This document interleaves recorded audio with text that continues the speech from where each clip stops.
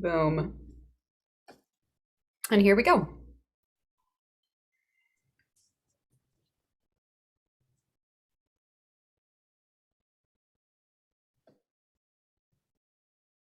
Hello, everyone. Thanks for coming. If y'all can turn your videos on, I always prefer talking to live humans. And if you can't turn your videos on, that's totally fine. It's just fun for us to see your faces. Hello, hello, hello, faces. Great to see you all. Could y'all throw in the chat box, which institution you're from, what you teach? I'd love to get a sense for who's in the room. Thank you all so much for coming. We'll wait just a minute to get the stragglers in.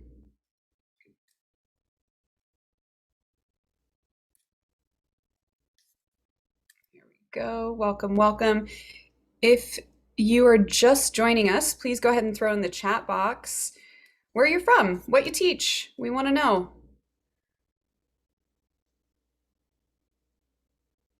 Thanks, MK. Teaching pre-K through 6 dance in Chicago public schools. Amazing. Thanks for the work that you do.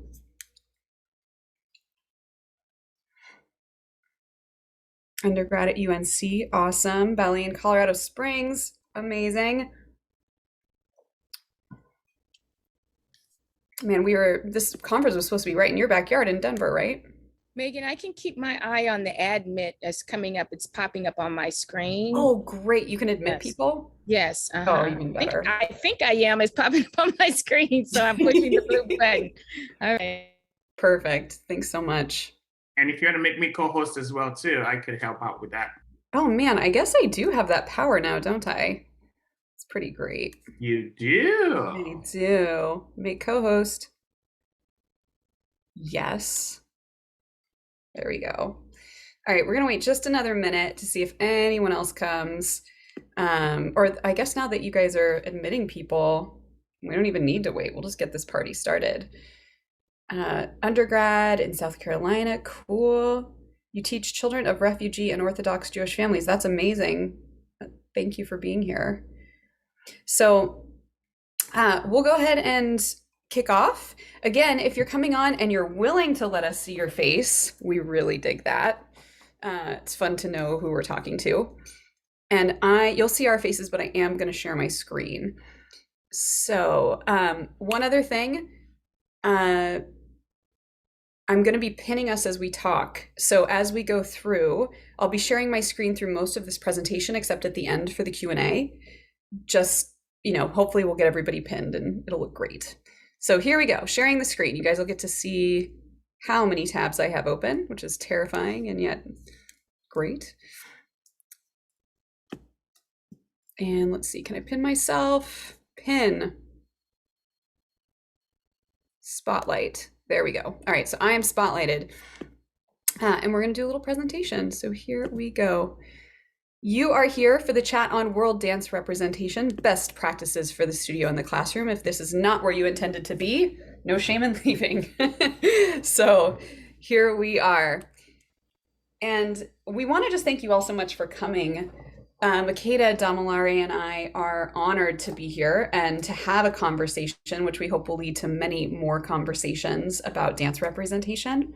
And we come humbly, knowing that we are all learning all the time, and looking forward to a rich discussion with all of you at the end of the panel. So we have our unique experiences that we bring. We also want to make sure there's space for folks to share their own experiences.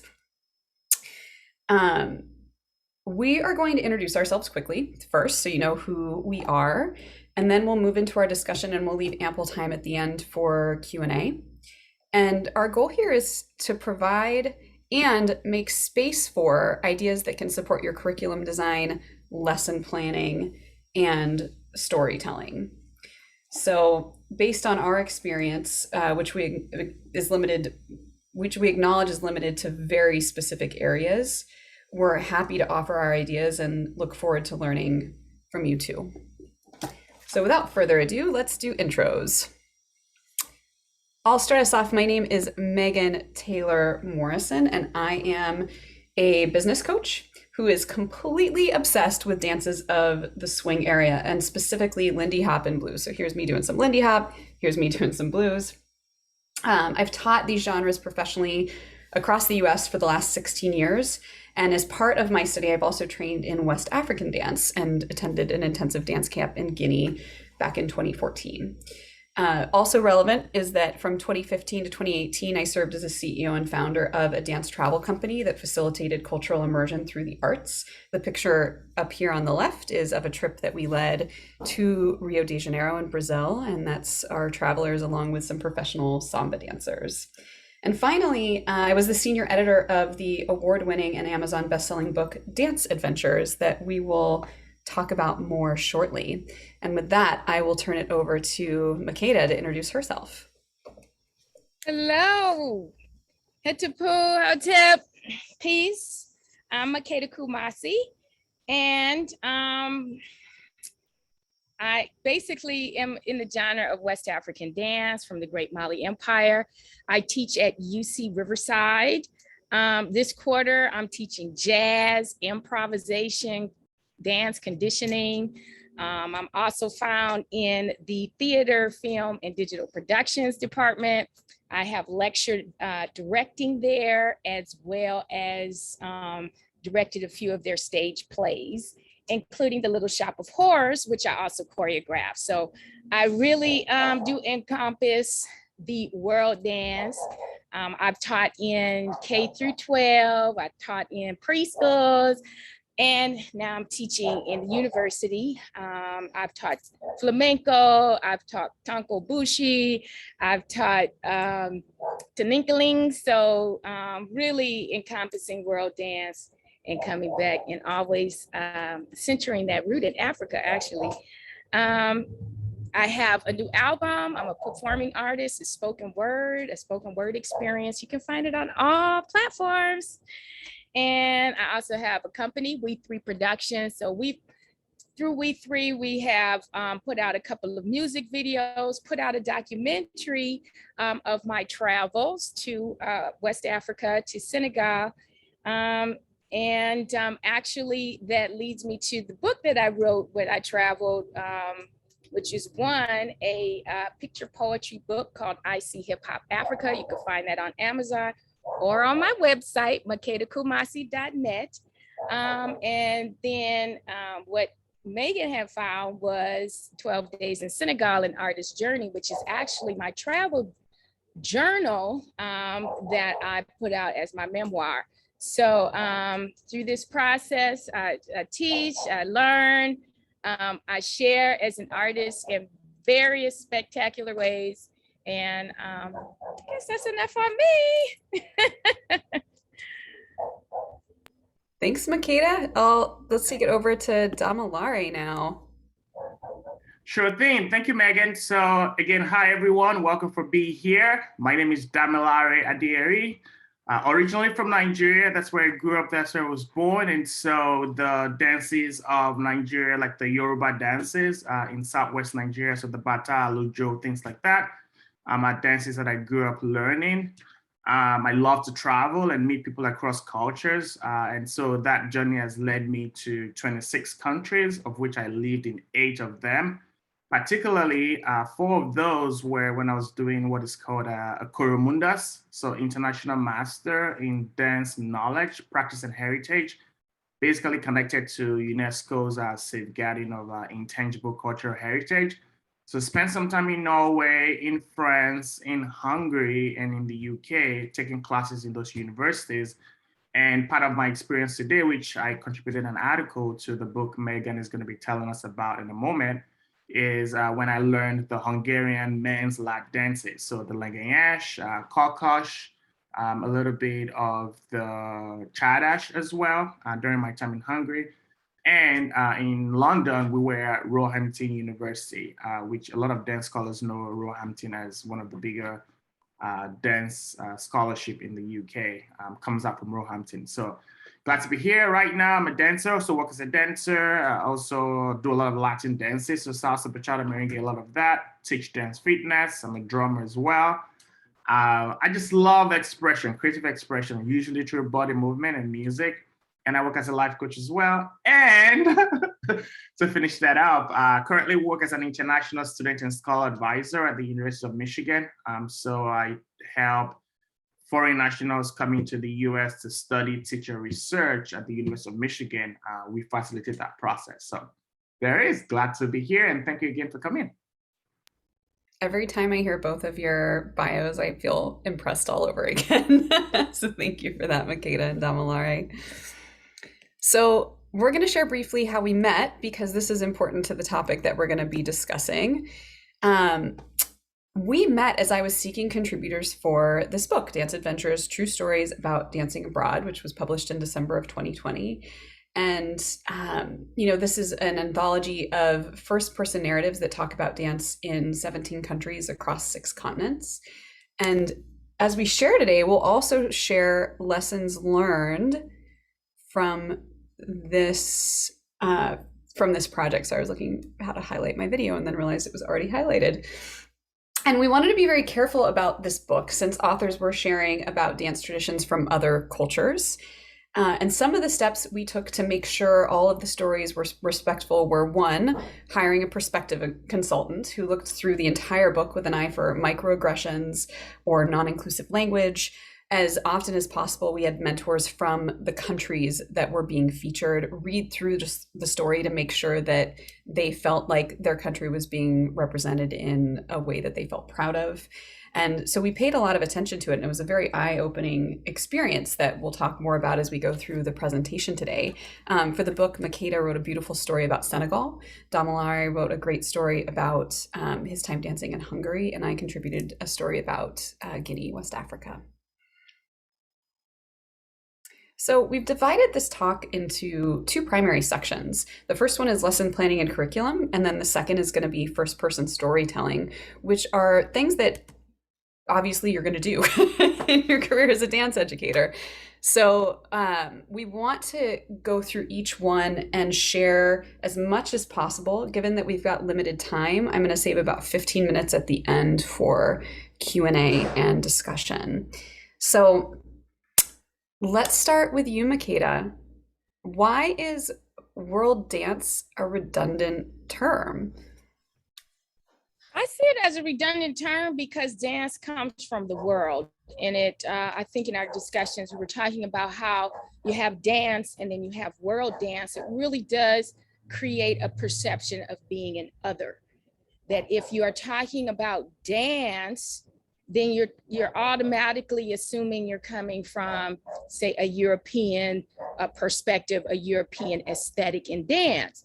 But then when you say world dance, you're not talking about the European perspective so much as coming through ballet or what is traditionally taught in academia, but you're coming from the diaspora per se, or you're coming from an Asian culture or whatever, African diaspora, I should have said, or Asian culture, so saying world dance, dance comes from the world, and no matter what perspective you're taking it from, it's dance. And so, for academia to separate and create an other, it's really a redundant term. So it is important that we start to have conversations about decolonializing our talk, our vocabulary, our, for our rhetoric on dance. Thank you. And you mentioned othering, and I'll turn the question over to you, Damilare. How can we avoid othering non-Western dance traditions? And just a quick check-in, Damilare, Makeda, is it okay if I take this screen down and just have the faces, or do you want to be able to see the questions? Take it down. All right, cool. I'm going to stop the sharing. Take it down. Let's see the faces. I know, the faces are so great. And again, if you're willing to let us see your faces, we would love to see them. Beautiful. So I'll say the question again. How can we avoid othering non-Western dance traditions? Damilare, what do you see? Okay, so what I see is just be specific, right? Because like Makeda was trying to say, and they're starting to say, the term world dance already means that it's non-Western and non-European, which is in a sense, the othering. And so if you want to speak of a dance, you want to speak specifically about that kind of dance. I mean, similarly, when I hear things like African dance or West African dance, I'm asking questions. Are you talking about dances from Ghana or Mali or, Cote d'Ivoire, Senegal, and then what specific dances? So from Nigeria, for example, and the southwest part of Nigeria, Yoruba, are you talking about the Bata dance from Yoruba or the Alujo? Even within Nigeria, if you move to the southeast, are you talking about the ethnic dances, the Atilogu dance, So as a dance scholar, knowing those names and specific to the regions of those countries they're from shows, one, your cultural sensitivity in wanting to learn, but also shows your scholarship of research that you've gone all the way to actually, learn the terms and then help people learn. Because people would only learn if we teachers, practitioners, and scholars use the specific terms of these dances. Yeah, and that brings up to me something that I imagine you and Makeda have both experienced in as you've learned dances from other parts of the world, which is that what if you're in the middle of teaching a class and you can't remember a term or you can't remember like how something works and it's an important piece of discussing that dance? What do you do to maintain respect for that culture? Absolutely, that's a great question. And I feel like as teachers, scholars, professors, practitioners, there's this pressure that you have to know everything all the time. And I removed that right off the bat from the beginning of the class and saying, either I'm a visitor to this culture, or I'm an observer, or, I position myself right away. And so that gives me grace that if I forget a word or something, I can say, oh, there is a word I forgot. I can email you at the end of the class to let you know. I could look it up right now. Or does any one of you in the class know exactly what it's called? And boom, that solves the problem. I think it's great to pull off your students and not to assume that they don't know anything, because they may know something. And as a teacher, we have to find that honesty and that place. I don't know the song. I'm not going to teach the song if I don't know it. I'm not clear on it yet. I'm not clear on the enunciation of the words, because a lot of times we're spelling phonetically, and the way that it's spelled in this ethnic group may not be the way that it's spelled in that ethnic group, although it may be a tangling of language where they have a similar word. So trying to be clear, and then also teaching from a perspective of, even if you're within the culture, I'm not perfect.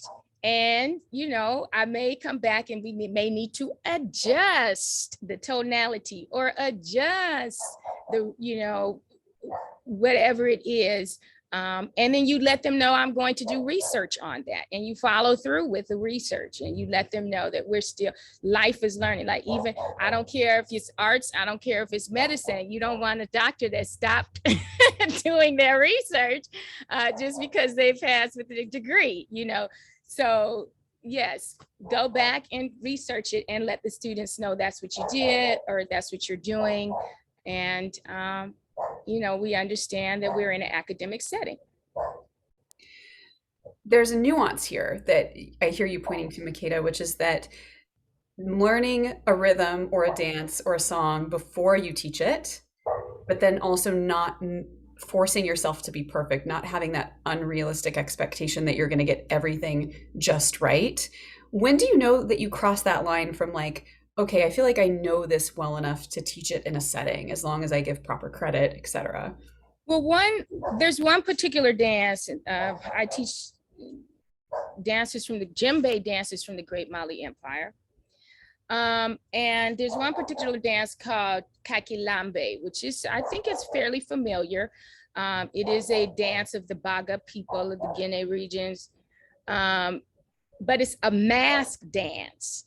And I have been performing it with my group, the Umoja Ensemble of the Inland Empire, as well as with other dance groups that I have danced with, Nyancho Anayale and Abalaye, African performers. So I felt very comfortable performing this dance and teaching this dance, although it had been questioned. But my first year teaching at UC Riverside, we did the dance. I teach a song. And I actually constructed if I will put it in quotations, Kakilambe. Now, Kakilambe is a mask that in our sense of being outsiders from that community, we've never seen. I've researched it. And I talk about it in class, what the research shows that it looks like from those first colonizers that came in, so very, I've also watched Kakilambe on videos and seen how they have portrayed the mask character. So when I did my first year at UCR, I was so excited. I passed out lapas to everyone, dance skirts, trying to be so communal, trying to be so official, trying to do like I do a workshop.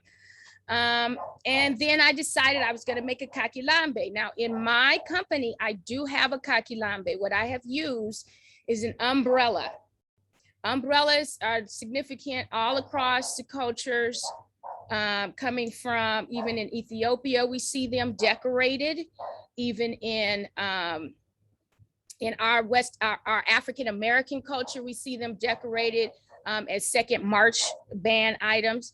And in my research of seeing the Kakilambe portrayed for the stage in the ballet, I've seen it as this floating orb of material, cascading down from the top. So in my company, I make a red, black, and green Kakilambe with streamers that covers the whole umbrella and comes all the way down to the floor, and the dancer manipulates it to the music and to the movement. I think it's beautiful. Everybody thinks it's beautiful. So for my class, exciting.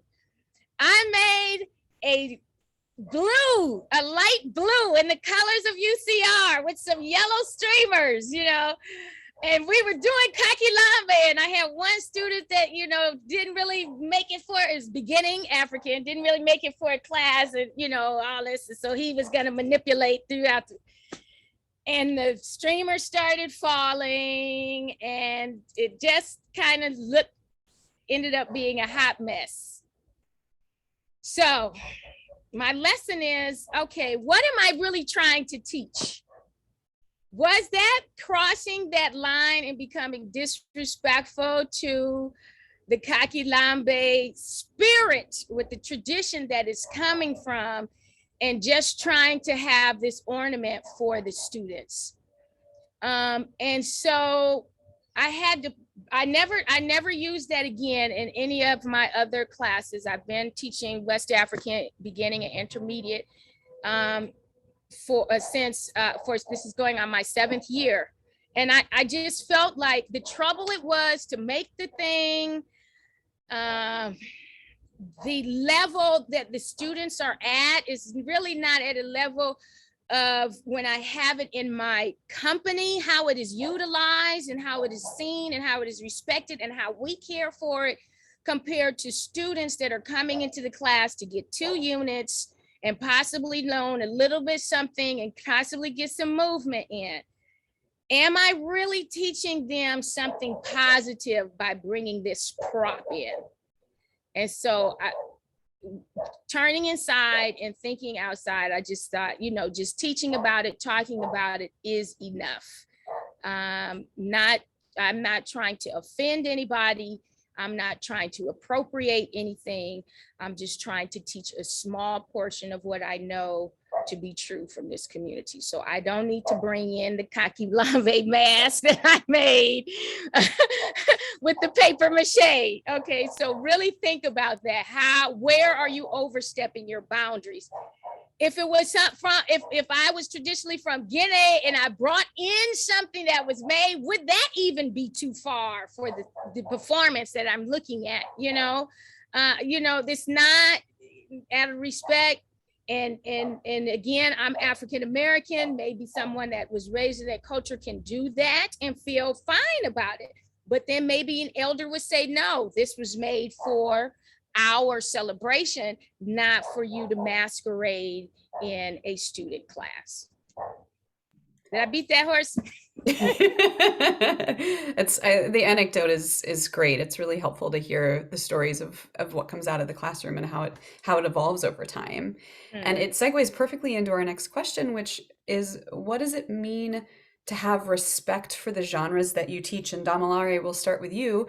And as we're having this discussion, if all of you out in the audience have any ideas, like what does it mean to have respect for genres that you teach that are from a culture that's not your own, or maybe even that is?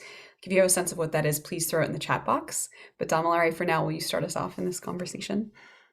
Sure. So to have respect for a dance tradition you're teaching is to know the context through which the dance came from.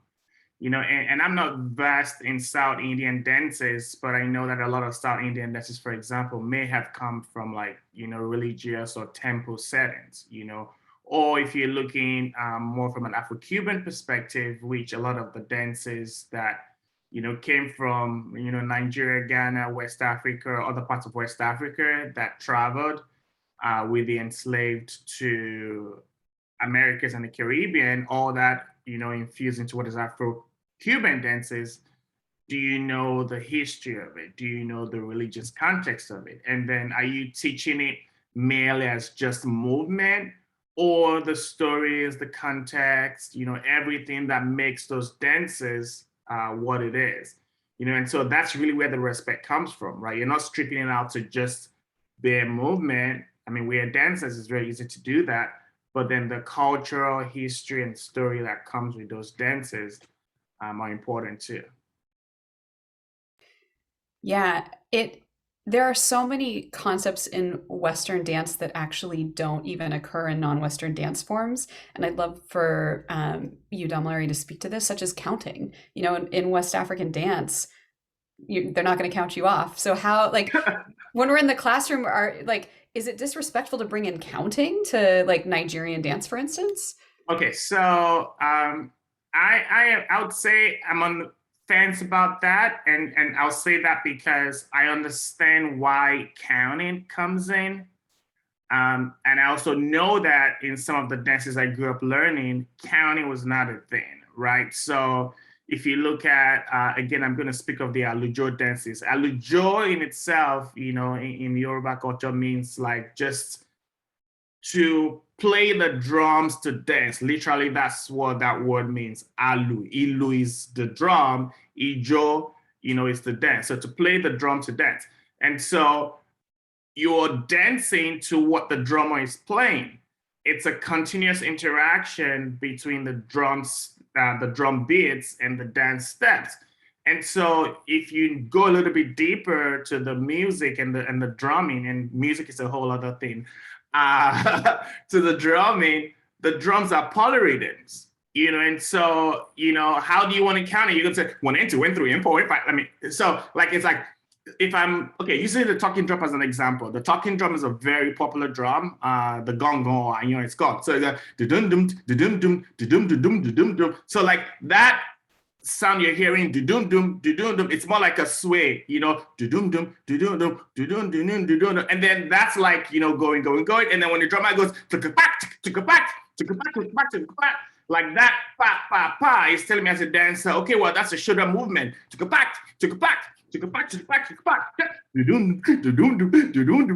so you are basically following. So how do I teach that as a count? Rather, I'm learning the rhythm of the music and the drumming patterns to know the dance, right? And so the counting itself doesn't exist. However, when you're translating culture, when you're translating movement and dance, I've seen where the counting has been helpful.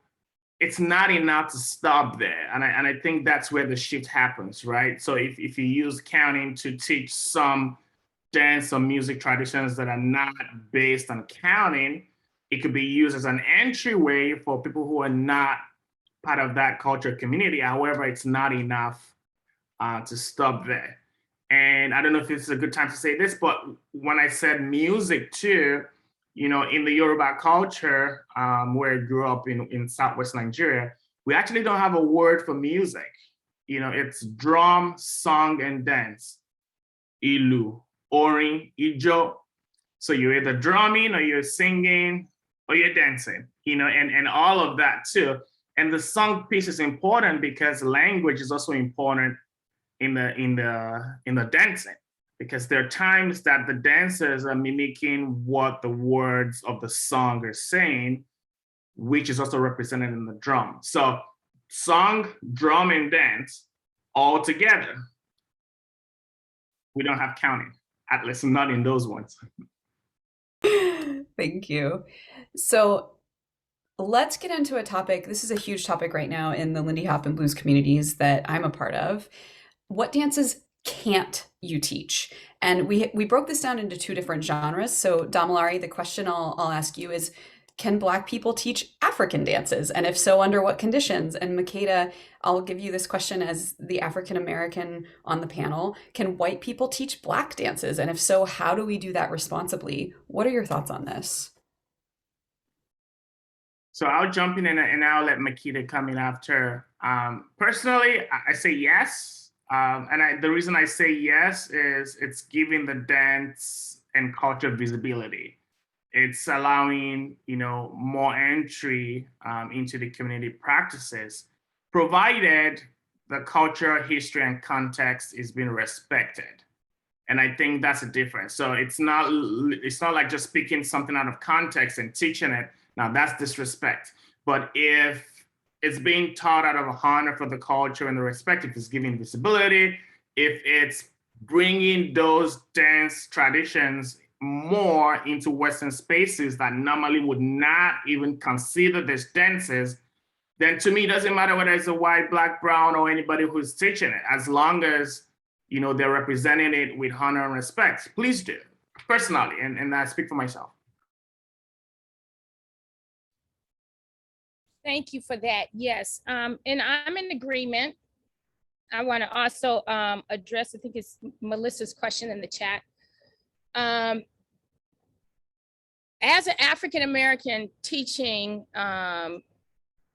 West African djembe dance, first of all, it is a struggle as a dance teacher to receive the respect from, if you will, quote unquote, continental, and I say that because I include the diaspora, continental African, to get their respect. So I've been dancing for a long time in the companies and being embraced by the culture. I have visited the continent, understanding that I want for myself that continental connection, my feet on ground and learning when I got the opportunity to teach at the university level.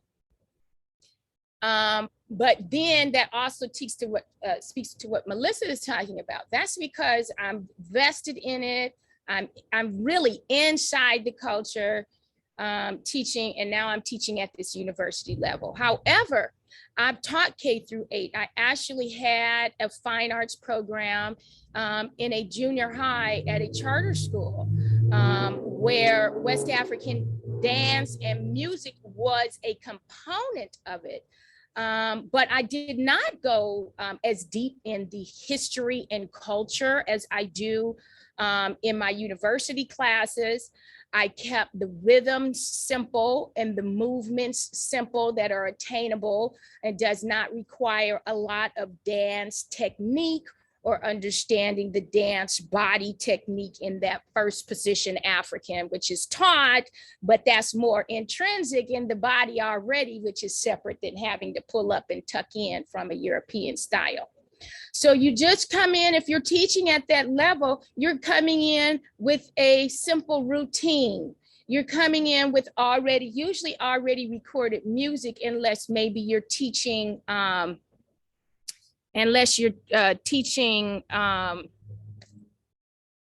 dance. Maybe you're trying to introduce a little bit of the drum, and all you know on the djembe is the bass tone snap, but you've taken a class or two to be able to express that.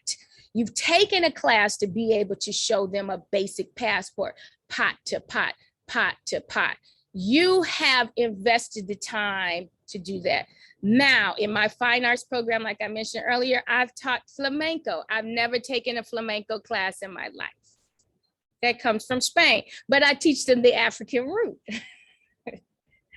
I also teach Tankobushi, which is a Japanese dance that I found online and studied for a whole however long, going through the process because it was a package deal in quote unquote world dances. So I did my research. On top of that, many people don't know I was a Buddhist for the as a young child. So I have a connection to an Asian culture, to a Japanese culture. Nam Myoho Renge Kyo. I don't chant anymore, but I used to. So I have respect for the Asian cultures and understanding the difference between Japanese and Chinese and Vietnamese.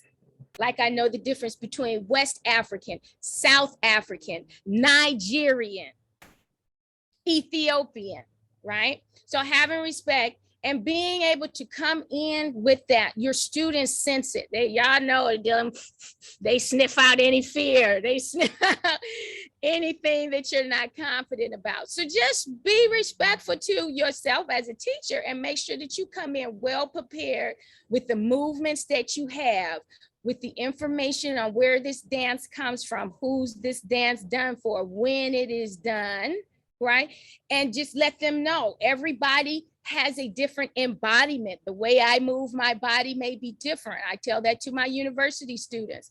I'm not looking for you to do exactly what I do, which I've been doing for the last 30 years of my life plus. I'm looking to see that you understand the techniques, you understand. For children, am I crossing the midline? You know, you have your your standards. Choose your dance standard, choose your physical, you know, how is it incorporated? Are you talking about, how are you incorporating it thematically? Through your math? Are we getting into counting? Are we using it as now take one step away? I don't know. But be creative as teachers and channel your Kumba, for those that understand the African-American holiday Kwanzaa, your creativity. Find the respect by doing the research and come clear with the students. I haven't taken, you don't have to give all types of background information, but just come clear to them about what you're doing and be confident in the dance that you're doing. Enough? Love it. I'm going to share my screen one more time. We're getting close to the time that we're going to do Q&A.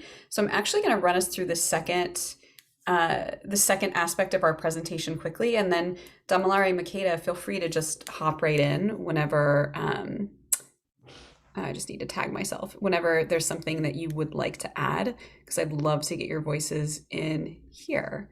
So sharing my screen once more. And actually, why don't we start with your voices, because I feel like I'm happy to speak to positionality statements. Shortly, briefly, why is first-person storytelling important for dance education? What do you see, Damilare? I'm going to defer that to Makeda. What do you see, Makeda? Love you guys deferring questions to each other. It's great. Makeda is searching for her mute button. It will ask to unmute. There we go. Yes. Okay, ask the question one more time because I was responding in the chat. My apologies. Oh, no problem. No problem. Why is first-person storytelling important for dance education?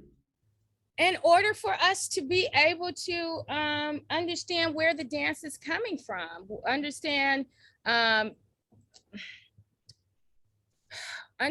where the dance is coming from the dancer's body. It's important to share these stories. In my class, I actually show a video from a dancer dancing like home from Joyce Guy. It is a documentary that she created. I mean, it may not be the written word, but it is a first-person narrative as an African-American learning the dance and going to the continent and dancing. And then I also show some documentaries from Yosef Kumbasa, who has put out him going home to learn the dances of his father. Now he's a continental African, but he was raised with his mother. So we need to see that. We need to understand that he's got two different, West African backgrounds, and the dances that his mother's tribe does or community does is not the dances that his father's dance does. However, they have rhythms and things that are the same. So it's mind-blowing to be able to see a parallel as an African American learning this dance, and to see him as an African going home to learn a dance as we would. So these are important things. Also to see the context, because we got to see his home and how they are traditionally dancing at that in the village. We got to comprehend that some dances we as outsiders will not be privy to, and just the culture around dancing that we do not get from the studio culture of dancing, seeing it in the context. So yes, first person narrative is important. And just like reading, when you read, in order to be a Dunham dancer, you have to read all these stories you're reading about Catherine Dunham. What if she did not write it down? What if she was not an anthropologist, right? You have to draw from other things because dance comes from the people, and we're not just movement, although we are movement, is so much more. And so, yeah, we need to hear it from the dancer. We need to hear it from the teacher. We need to hear it from the student even, in order for us all to understand. Right now, if I could just one more thing, learning to play the kora, which is a Malinke instrument. It's a first string instrument. It is taught that it predates the kora. Predates the harp. And one thing that my teacher, I learned about his history, and now I'm connected with his bloodline, because he's always telling me history. If I didn't have his story, if I didn't have his first person telling me, yes, it was a blessing and a curse. I've been playing this instrument basically from the womb, but because of that, I was not raised with my mother, because I've been touring all of my life since the age of 9. All of these things are interesting in the life of the artist, in the life of the dancer, and how dance is interpreted, and how dances come through, and how musicians have to understand that they suffer culture bearers in some way, having the blessing of this talent of being able to embody this culture, but then also having the quote unquote burden of sharing. You have to, or ever it becomes a death in art, death in culture. So first person story, keep it alive, written, videotaped, danced in song, told by the oral historian, the Jolly, told in the song, in the music, in the kora, all of that. Yes. Thank you. And Megan, if I can add to that, also segue to the next question to talk about is, if you're coming from the anthropology of dance perspective, the dancer is the research instrument, right? Your body, your movement, your experiences, your background, everything you're bringing into that space is the lens through which you're, experiencing that. And so the first person storytelling tells us, okay, this is the person that is entering the space, either growing up from the culture or visiting the culture. And that also comes into the positionality, which you're about to talk about. It's really about, from what perspective am I coming, and is that put up front before I tell my story? Because I'm immediately saying, here's the lens through which I've measured or experienced this dance, and here's my perspective. Wonderful, thank you. So I'll run us through the rest of this briefly so we can get to our Q&A. Damilare just referenced the positionality statements, and this was so key to our book.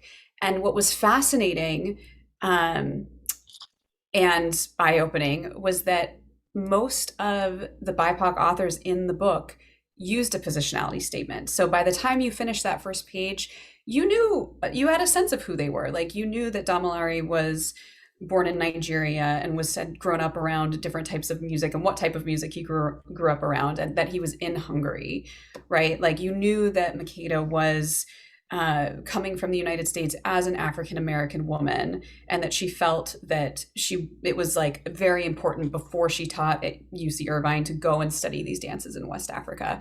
And with our white authors, none of them had a positionality statement. And what occurred to me is that this is quintessential white privilege. So many times we go into spaces and we don't have to explain who we are because we are white. And it showed up even in the writing, which was shocking, disappointing, eye-opening that this happened. And so not only do we need to say like, hey, this is who I am because it's how I'm going to tell the story through my lens, and it's my lens, it's not the right lens, but making sure that we teach that to students as they're writing about other cultures is so important. The next thing is, and I'm going to skip down a little bit just so we have time for Q&A, that words are so important. And there are ways that microaggressions are perpetuated based on the way that you tell your story. So for instance, our perspective consultant, anytime the word magic or mystified or any other language that made it seem as if someone was even surprised that a dance from Angola, that a dance from Indonesia was an amazing, elaborate, beautiful dance, was immediately taken out. And for me as a journalist, my background, I did my master's in journalism and then wrote long form stories for a long time and still do. That's a question that continues for me, is when is owning that something felt surprising, when is it legitimate and not a microaggression? And when is it actually something that perpetuates a harmful stereotype? So again, like these are questions that we have to ask ourselves in order to be responsible. And they might even be more black and white than that. Like maybe you just can't use those words. You need to come up with other ways to tell the story. And the final piece is get feedback. Please get feedback anytime you write about another culture that is not your own.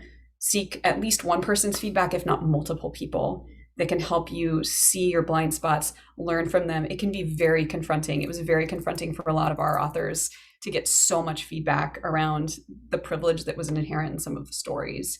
And yet this is the work that we need to do in order to make dance representation, whether it's written or in the classroom, respectful.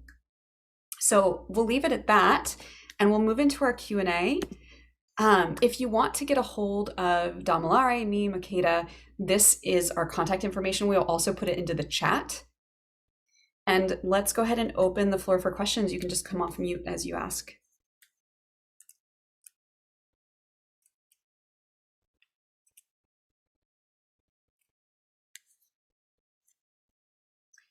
And we might have even not gotten to some questions in the chat. Comments are also welcome. I'll jump in. Thank you. I'm never one short to hold my tongue. I'm Karen Will, and I'm a dance educator and teaching artist in Huntsville, Alabama. And I have a very similar philosophy about approaching new material. And I think that you just have to approach it from a place of respect and a place of humility. And when I attempted to teach my students dance works that I was unfamiliar with, like the Bhangra and, salsa or, anything like that, I just got on the floor with the students and learned it with them. So we would invite a teacher in if we could find one locally, or if we couldn't find one, we would just use videos. I mean, these kids grew up watching videos. They didn't grow up watching the Cosby Show on Thursday night at 7:30. If their use of video and digital technology is not stagnant like it was when I was growing up. So thank you all for presenting this. I think it is a wonderful perspective on how to introduce things authentically. And I think that we just have to get out of the way of that professorness when we walk into the classroom, that I'm the teacher and I'm supposed to know. And just tell your students, I don't know. Go get your laptop and let's look it up and find out together. And then we'll tell everyone. Because you cannot be a good teacher unless you are willing to say, I don't know, and let's find out together. So I appreciate your perspective and what you have presented today. Thank you. Thank you so much for that. Yeah, I don't know is one of the most powerful things we can say as teachers, as long as we're then responsible for finding out. I was just going to add to what Carrie Noel said right now in terms of inviting teachers to come teach. Whenever possible, my first recommendation is always to go to the country, to the community, to the culture there when you can, and realizing that that's not always possible. So whenever possible, that would be the first. Two would be then, okay, if you cannot go, can you bring people from those local cultures and communities to your classroom for a residency, for a few weeks, whatever, and make that work. And I worked in immigration, so I understand, all the complexities of the visas and the applications and the funding and the grant and all of that. So I know the technicalities of it. That's why I say whenever possible, bring the people. When you cannot bring the people, collaboration helps a lot. So sometimes I saw some people post something about future Fulbright or Education US or things like that. Maybe there's somebody within, I don't know, a couple states over or a couple miles over that they're visiting in another cultural arts institution during that time that you may not know about until you research. So maybe somebody already did the hard work and brought them in for a 3 weeks residency at the university. And you're like, hey, can we bring you in for a day or two? We'll pay the flight, whatever. I mean, that's less, cost for you than if you had to fly them in all the way from their country. So those collaborations do help. And when you don't have that, then of course, in your little community, we have people who have relocated from their home countries to live here, who are working in this, arts, dance, music traditions. And then, of course, then you have the own knowledge that you learn too. So the different layers start from being able to go and then look through what makes sense or what's realistic within your own community context and funding. Thanks, Damilare. All questions are welcome, y'all. I know that this can be a sensitive topic, and please know that this is a totally safe space where we're really going to honor you for bringing questions and comments. Yeah, there was a question about the diaspora, because I know I use that word all the time. And so maybe if you didn't look in the chat, but I'm going to say from my knowledge and my research, I actually am associated with the study for classical African civilizations, Association for the Study of Classical African Civilizations. So I do speak, give you with some authority on saying that what I understand about the word diaspora comes from the understanding of the Maafa and the route the Maafa takes. So it's usually talking about the ancestry coming from the western part of Africa, Maafa being the great tragedy, Maafa being the enslavement of Africans, if you have not heard of that word before. So just understanding the terminology. So, however, I also said in the chat that we also, as Pan-Africanists, recognize that even in the dances that are specific to the ethnicities, that movements and understanding and reasons for intersect. And so I think that's why when we talk about Africa, we generalize, because we do understand that there is a Blackness, there is a connection there, but it is specific. But also then the roots of these dances have migrated back and forth over centuries. So some things that you may see in South Africa with the boot dancing or something that comes out of that specific culture, you may find something similar in West Africa. You may find something similar in Ethiopia or in Eritrea or any of the places, Kenya, anywhere around there with the jumping. And, you might see some jumping in some places, you don't see others, or it might be translated into the shoulder. So that's some scholarship to see the connective threads across the continent, just like you would see some connective threads across the Asian continent in their culture, but yet it is still specific. So going back to the question, when we talk about the Ma'afa in the general term, and we talk about the diaspora, we're talking about those that come out from West Africa. We're going into the Caribbean. We're going into Haiti. We're going into Cuba. We're going into all of those spaces that that Africans were dropped, or I say dropped, dragged through during enslavement. However, there were Africans in the Americas before 1719, whatever that number is, before the enslavement of Africans. So I just wanted to say that as well. There was a question as to how to spell Ma'afa. I'm going to pronounce it incorrectly. There's a word in the Kemetic ancient Egyptian hieroglyphic called Ma'at, Ma'at. And so some people spell it M-A-A-T. I'm going back to this. And some people spell it M-A, comma, A-T. And so Ma'afa is that same way. You might, because do you separate the A sound in Ma'at or not? And so that is that same question in Ma'afa, which I'm putting in the chat. So it could be spelled M-A-A-F-A, or it can be spelled M-A''A-F-A, Ma'afa. So either you're dragging the A, Ma'afa, or you're separating the A, Ma'afa. But like language, you know, depends on who your teacher is and, you know, what part of the country you live in. We got one more question. When creating a dance course online, which may include a number of different dances or styles from a particular country or region or cultures, what are appropriate terms to classify for a course description? Various dances of the world. Varied dances of the world. That's what it is. Even if you threw in some Russian ballet, it's still various dances of the world. I mean, even if you just said dances of the world, you know, that gives a very wide variety. I mean, and that reminds me of a time in France when I was there and I was a teaching assistant for one of the dances. It was called Danse de la Monde, something like that, you know, so like dances of the world. So that doesn't restrict it to any particular kind of dance.